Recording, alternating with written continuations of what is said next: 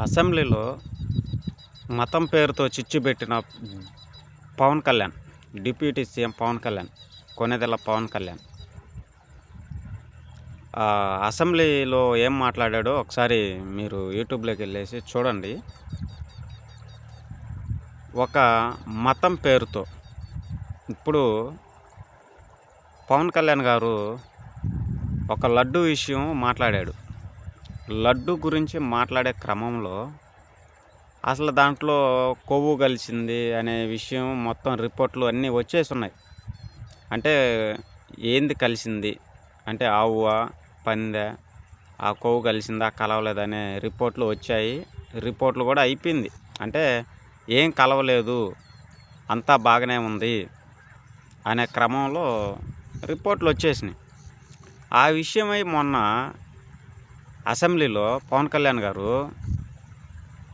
లడ్డూలో అది కలిసింది, కొవ్వు కలిసింది, అవి కలిసింది, ఇది కలిసింది, హిందువులు కాబట్టి కొమ్ముకున్నారు అనే విషయం మీద హిందువులు అనే విషయం ఎత్తాడు, మాట్లాడాడు. బాగానే ఉంది. మౌనంగా ఉన్నారు అనే విషయం, అంటే ఆ లడ్డులో కొవ్వు కలిసింది అనే విషయం మాత్రమే మాట్లాడాలి. ఆ విషయమై పక్కన పెట్టేసి హిందువులు, ముస్లింలు, క్రిస్టియన్స్ అనే కోణంలో మత కోణంతో మాట్లాడాడు పవన్ కళ్యాణ్ గారు. సరే మాట్లాడాడు, ఓకే, బాగానే ఉంది.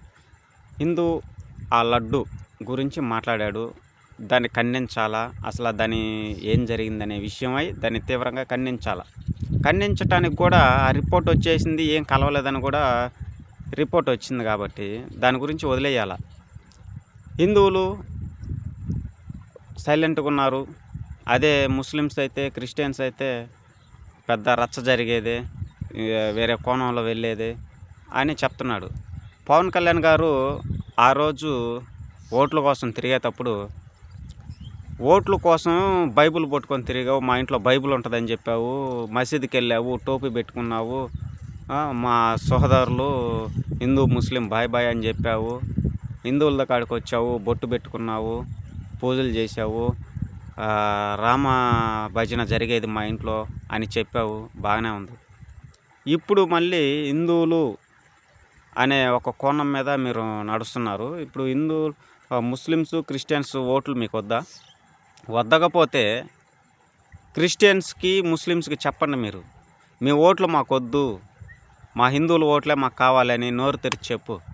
సైలెంట్గా మాట్లాడకుండా ఉండొద్దు, చెప్పు. ఈ విషయమే మీరు అసెంబ్లీలో మత చిచ్చు పెట్టడానికి చాలా కారణం అవుతున్నారు. దీన్ని మీరు గమనించి కొద్దిగా ఆలోచించాల. మనుషులంతా సమానమే, మతం కాదు, మనుషులు సమానం. గుర్తుపెట్టుకోండి. ఒక మంచి హోదాలో ఉన్నారు, మీరు అలా మాట్లాడటం సరికాదు. చిన్నపిల్లని చెప్తున్నాను, తెలుసుకోండి. పెద్ద హోదాలో ఉండి కూడా మీరు మతం మతం మతం మతం మతం పేరుతో చచ్చిపోబాకండి. సరే, ఓకే. ఈ వీడియో షేర్ చేయండి అందరికీ. మనుషులంతా సమానమే. జై హింద్, భారత్ మాతాకి జై.